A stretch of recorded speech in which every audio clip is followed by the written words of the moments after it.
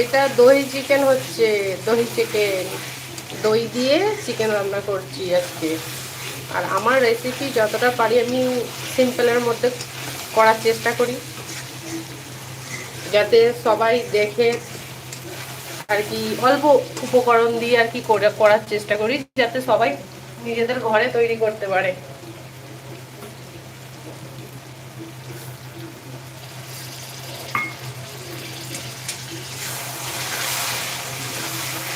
আমি চিকেনটাকে প্রথমে শুধু কোনো মশলা দিইনি, তেলেতে ভালো করে একটু ভেজে নিয়েছি।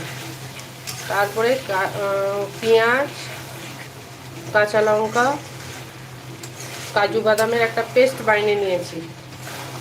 গোটা গরম মশলা তেলেতে ফোড়ন দিয়ে আদা রসুন বাটা দিয়েছি, দিয়ে তারপরে পেঁয়াজ বাটার যে পেস্টটা ছিল সেটাকে দিয়ে দিয়েছি, দিয়ে কিছুক্ষণ নাড়াচাড়া করে ধনে গুঁড়ো, জিরে গুঁড়ো, লবণ আর গোলমরিচের গুঁড়ো, এই পাউডার মশলাগুলো দিয়ে কিছুক্ষণ নেড়ে চেড়ে তারপরে টক দই দিয়ে দিয়েছি।